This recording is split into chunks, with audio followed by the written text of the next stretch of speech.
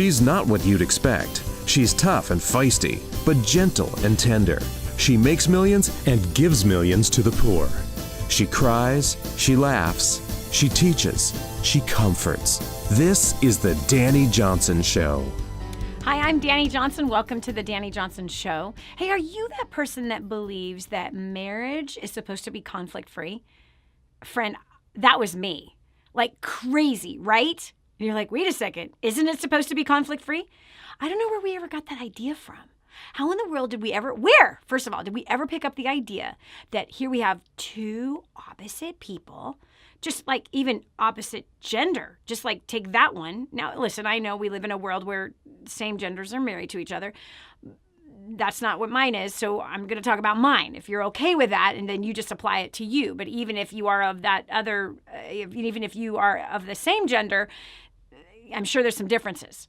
Bottom line, let's just like break it down, make it plain. Anytime you put two humans together, there is going to be conflict at some point. There is.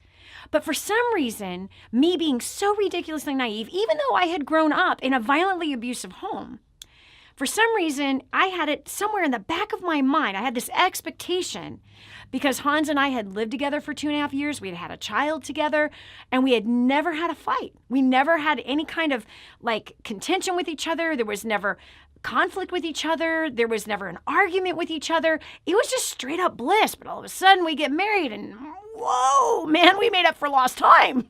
There were holes in walls. Do you understand what I'm saying? Like, it was bad. It was so bad. That first year was horrifying. And then there were times where it got better, and there were times where it was bad. But if I'm really honest with myself, I had an expectation, a presumption, an idea that marriage is always supposed to be like Disneyland without the lines. Because the reality is Disneyland has tons of conflict in it. But do you understand what I'm saying? The fantasy is that there'd never be a fight, that we'd always agree on everything, that everything would always be wonderful. For some reason, I kind of had that in my head. If you were to ask me back then if that's what I believed, I probably would say no. But the reality is all I have to do is look at my actions. So are you that person that believes that same thing without even realizing it? And that every single time you and your spouse come through a conflict or come to a conflict, like kind of, you know what I mean? Kind of like a crossroads, and a decision needs to be made, or an action is taken by one or the other, and there's not necessarily agreement there. Two different people seeing the same exact experience completely differently. Do you realize that's completely human? It's human. Listen, on the Dani Johnson Show, we bring you content that's about your success. And success to us is the full picture. Success is not half the picture, part of the picture. No, it's your whole life. Do you understand? Your entire life. You have like 9 different areas of your life, and marriage, if you're married, is one of them. And when that is not in sync, when that doesn't have harmony in it, when that is not reaching its pinnacle of beauty and pleasure and love and passion and enjoyment and satisfaction and fulfillment, when that's a mess, your business is a mess. Definitely your parenting is a mess. Come on, you and I both have done this, right? You have a spat with your spouse, or in my case, a war with your spouse, and then you have no patience for your kids, right? You just end up just like, they do something silly, and you're like, it's like almost you take it out on I did anyway. I did that one too many times. Like, gosh, I probably need to apologize. I did apologize to my kids for that, actually. Every time I did it, I apologized to my kids for that. I'm an avid, please forgive me. I'm so sorry. I'm working on this. But anyway, bottom line is that I think if you're really real with yourself, that if the conflicts in your house turned up to be blowouts, could it be that you have an expectation of there being no conflict in your relationship? It's kind of immature to think that way if you really are honest with yourself. So I had to like come to grips with this thing called expectations. These expectations that we put on marriage, the expectations we put on our spouse. Check this out. According to Psychology Today, conflict is healthy for relationships because it signals a need to change for both parties. Have you ever been to a counselor? We certainly have. I mean, we would not have survived without counseling, no question. I mean, Hans and I we had messed up backgrounds. If you've been watching this show for the last few weeks, we've been talking a lot about marriage. And so listen to me. Like, our backgrounds both had physical abuse, emotional abuse, neglect.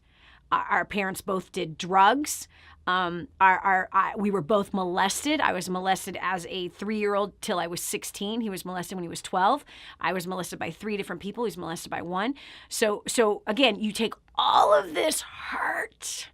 Okay, we both had abandonment. I was adopted by a different person and didn't know it till I was almost 18.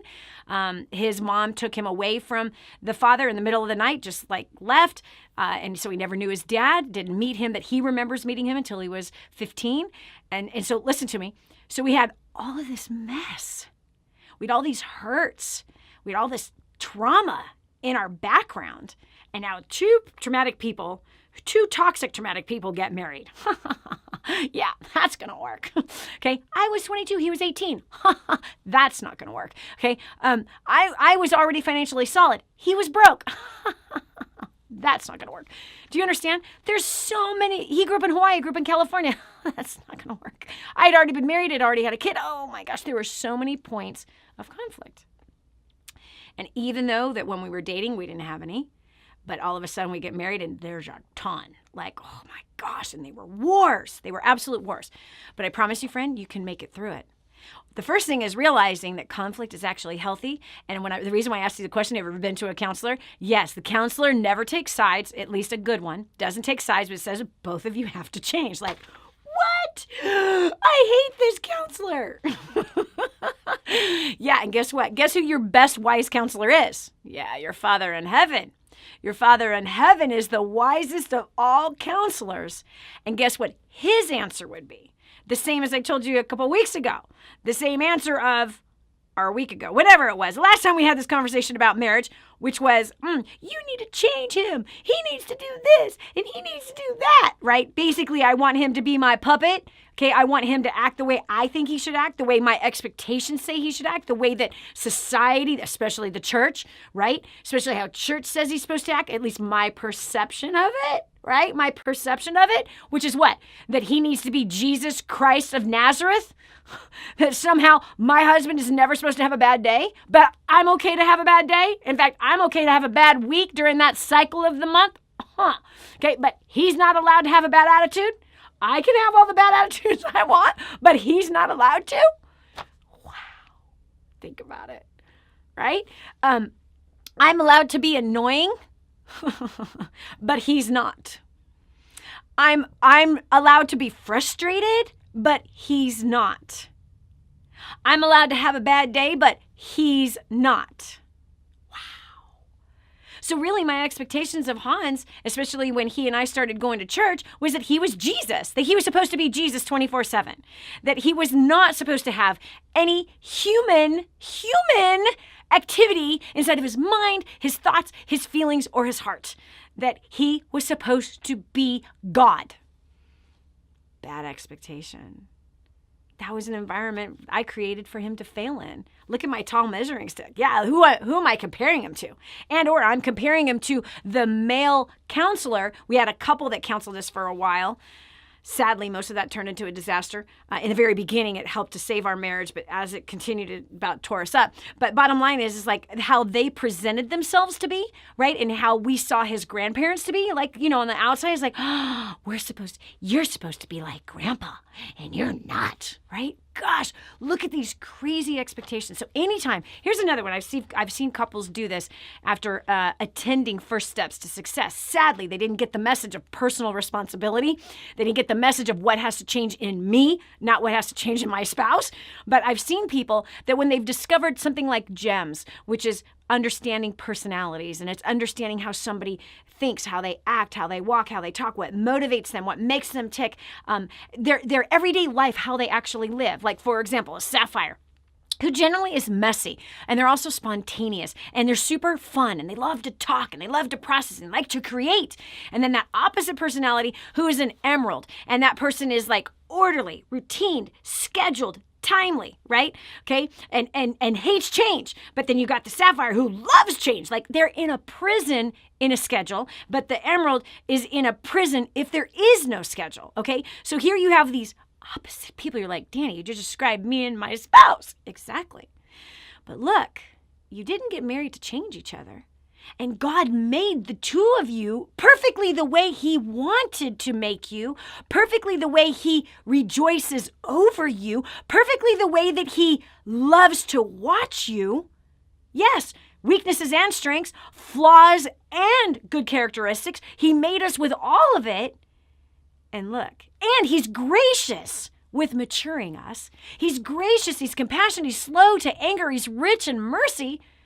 He's gracious and compassionate, man, right?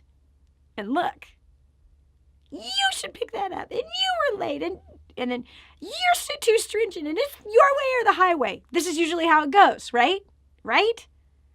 So rather than trying to change each other, rather than trying to force your beliefs, your ideas, your way of living on the other person.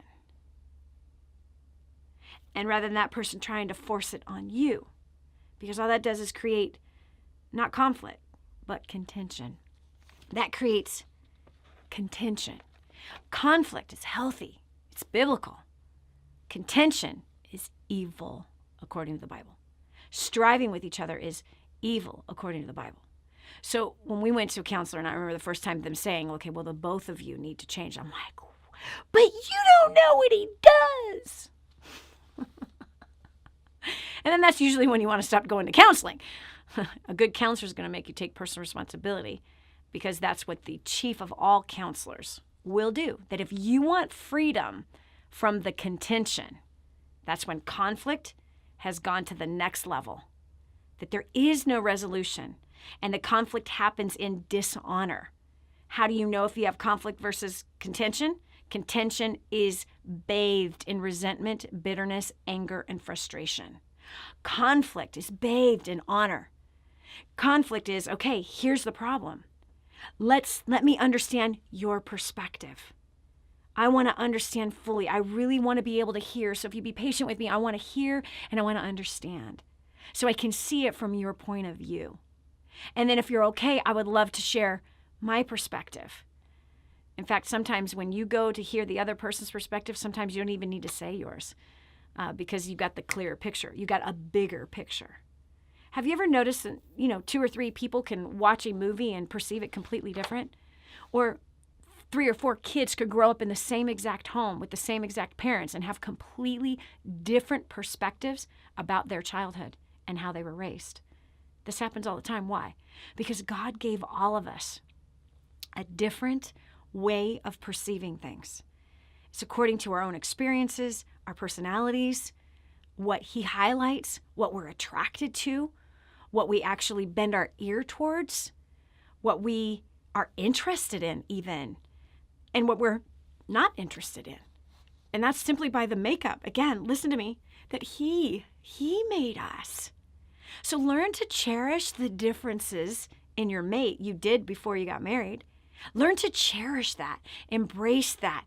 And I believe that they are there to help you see a different side. And so conflict is the opportunity to grow intimacy. Yeah. Conflict creates intimacy. If we have our egos in the right place, we'll have a more intimate relationship with each other, because conflict creates the opportunity for us to share our feelings, to share our opinions, instead of staying on the surface of things, rather than just keeping all the conversations safe. You see, sometimes if you have no conflict, it's a good chance that there is an underlying contention, but you stay away from anything that could tip the apple cart. And so all the conversation is not intimate. Oh, how's the weather today? How was work today? Yeah, oh, really? Yeah, my work was good today too. That's like the surface. That's the surface reporting of the facts about the day.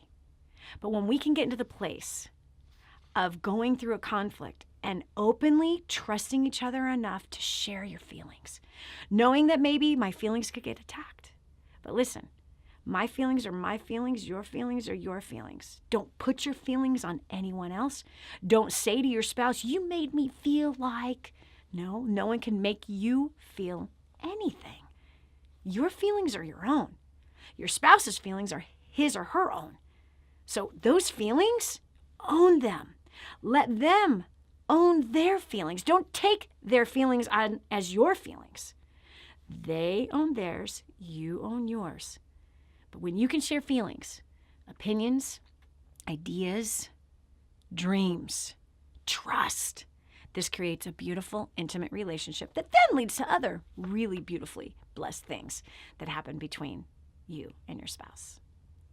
So, I don't know if this helped you or not, but if you've had conflict and you've been able to work it out, please type it in right now, okay? If you're with us on YouTube, Facebook, Instagram, or Twitter, just start talking to me.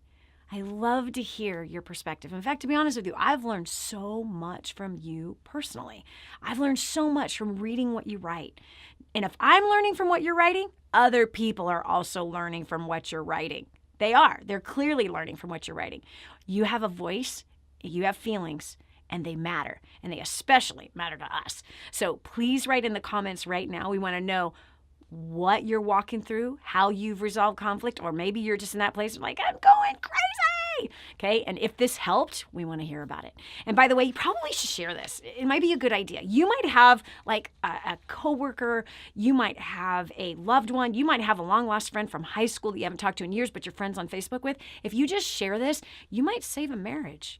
Somebody might see this and go, ooh, yeah, something needs to change in me. I need to stop attacking my spouse. I need to not be that person that is contentious. Conflict is healthy. And by the way, I need to be the person that's not afraid of conflict, but use the conflict as a beautiful opportunity to create intimacy, deeper intimacy with you and your spouse. So share it. Somebody needs to see this. Even if you thought you didn't need to, somebody else does. You can text it to somebody. You can text the link.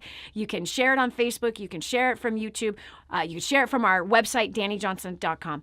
All right, so that's it for us. I pray that you have an amazing day and that today is a day that you choose to use what it is that you heard. God bless you, and we'll talk to you soon.